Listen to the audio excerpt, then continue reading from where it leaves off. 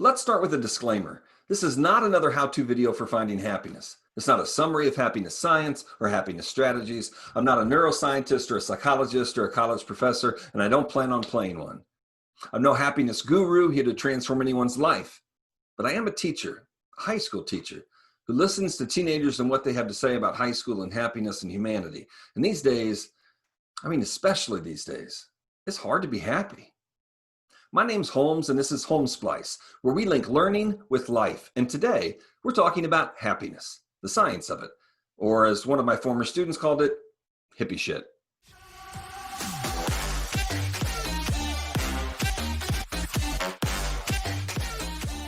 Yeah, so weird times here in America these days. Not sure what you all are going through in other parts of the world, but here in the good old US of A, there's a whole lot of, I don't know what I'd call it, conflict, division, dissidence. I don't know, but I know I wouldn't call it happiness. I'm not saying we should have constant rainbows, kittens, and world peace. I'm just saying it could be a little less stressful. I'd be okay with feeling a little more positive. Well, according to science, a little more positivity, or this elusive concept we call happiness, is within our own control. And not only is it in our own control, more or less, but increased happiness makes us healthier and wealthier too. Research also suggests it helps us learn better, which if you're a student or a teacher or a parent or an employer, pretty much if you're a human being, is kind of a big deal. Increased happiness increases learning. Imagine if we could figure out a way to tangibly, quantifiably increase the happiness of teenagers, make them healthier, wealthier, and smarter. Sounds too good to be true, right? Well, if you buy the science, and they're selling it, trust me, you too can be happy. Just do these 5 things, or 10 things, or 12 things, or 15 things, or 26 things, and you can live a happy life. Golly, if only I'd known it was that easy. Okay, in their defense, in spite of how simple they make it sound, there actually is science to back up their claims. I'm not going to get into that. Like I said, I'm not an expert on psychology and neurobiology, or the amygdala, or the hippocampus, or theories of learning and emotion, subjective scales, and functional magnetic resonance imaging. You could spend a lifetime studying the science of happiness and not know everything because there's so much, and what we know seems to expand and change every single day. My point is this: there's real science on this stuff, empirical, quantifiable, hard science, and it's everywhere. Researchers and YouTubers and journalists are all trying to simplify some pretty complicated things so everyday folks can understand them and hopefully live happier, healthier, more fulfilling lives. And that's a good thing, right? I think so. But apparently, not everyone thinks so. Not surprisingly, there are people who doubt whether there is any hard science on happiness. From legislators and educators to moms and dads and their kids, especially their teenage kids. I met one of them last year. He was in a class of mine, an experimental course I created called Human Learning and Well-Being. The class wasn't about happiness, but we explored the science and relevance of it. And this one kid, he wasn't comfortable with that idea. He didn't want to be happy, sort of. So he rejected even the possibility of feeling happier, regardless of any science behind it. "Man, this is hippie shit," he yelled, and he flung his work off the table and stormed out of the room. Now, why would the exploration of something so nice, something so not threatening as happiness, make someone react this way? Maybe one answer is that the prospect of trying to be happy, attempting to feel good about yourself, your situation, and your future, the prospect of trying means the possibility of failing. And that is what most websites and YouTube videos and magazine articles rarely mention. We need to be in a certain mindset, a mental space, a hopeful emotional place to practice happiness. Look, if you think you're ready to be happier, ready to risk the struggle and maybe not feel happy right away or worrying that it won't last, if you're ready to take that risk, well, super. There are 5 or 10 or 12 or 15 or 26 proven strategies, things you can do for achieving greater happiness, and you should start doing them now. But for the rest of us, especially most teenagers, but a good portion of adults too, the idea of overcoming obstacles and changing negative habits and fixed mindsets, feeling like you can't escape a crappy life, well, for us, the science of happiness may feel like hippie shit. I get it. But I don't know if I'm sold on this specific approach to guiding teenagers toward greater happiness. Children, maybe. Adults? Sure. 16-year-olds? I don't know. I'm not convinced schools should teach teenagers how to be happy or positive.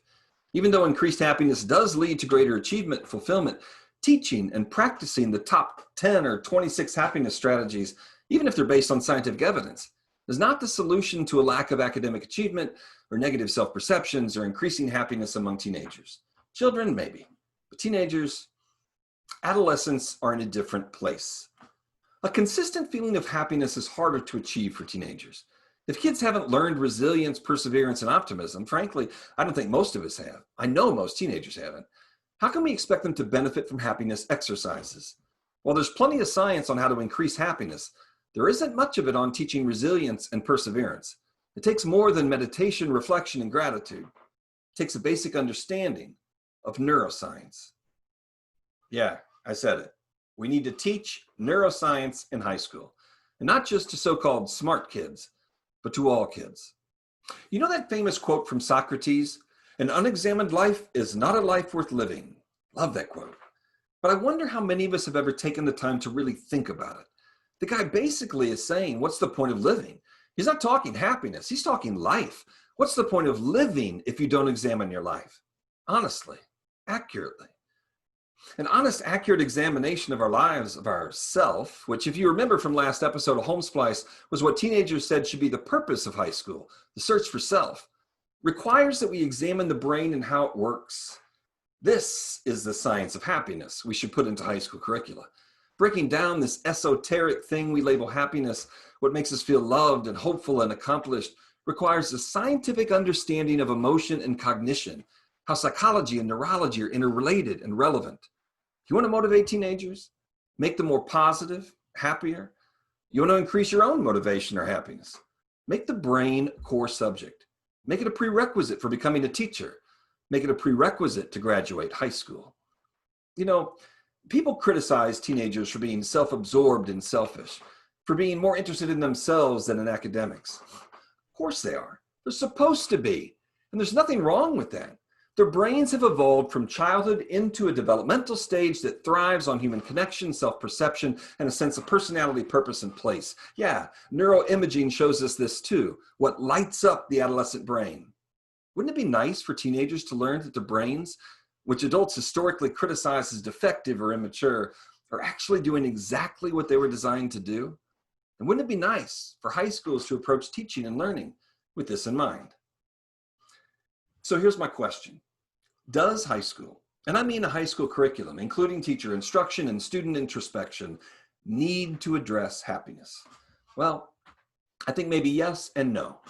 For the, hey, I'm ready to be happier crowd, then maybe a class called something like Happiness 101 or The Search for Happiness, or You Can Be Happy Too, or Positive Education. Well, that kind of class might work for these folks, but not for most. For the Hippieshit crowd, they're honestly just for most teenagers who look at the adult world and question whether happiness is even a thing. Yeah, maybe not so much. Imagine taking a kid who feels dumb or ugly or rejected or marginalized, forgotten, and ignored, or a kid living in hunger, neglect, or abuse. Imagine saying, just do these 10 things and you will be happier. Not only would that be ineffective, it could be offensive or even cruel. But if we approach happiness from its roots, how the brain functions, especially the adolescent brain, and we offer opportunities to explore, practice, and reflect on the core elements that make up happiness: human connection, personal choice, feeling competent, sense of achievement, positive emotion, self-acceptance, life meaning and purpose, the search for self. If we infuse these educational disciplines into the high school experience, we increase motivation, engagement, and learning, because we're giving teenagers the opportunity and guidance to better understand themselves and their world, which they crave. And when you start to get a handle on that, on who you are and how you can be who you want to be and where you might fit in, then you're better prepared to just do these 10 things and you'll be happier. At least that's what I think. I'm curious what your thoughts are on the subject of happiness in high school, so please provide a comment. Even if you think all of this is hippie shit, I promise to respond. Then join me next time as we delve into meaning and purpose. Oh, and by the way, that former student who didn't think he wanted to be happy, he came around. We all want to be happy. No matter how much we might resist it, we all want to feel good about others, feel good about ourselves, and feel like we matter. Hey, if you like this channel and what it could be, please subscribe to Home Splice. And don't be shy about sharing ideas, yours and mine. Peace.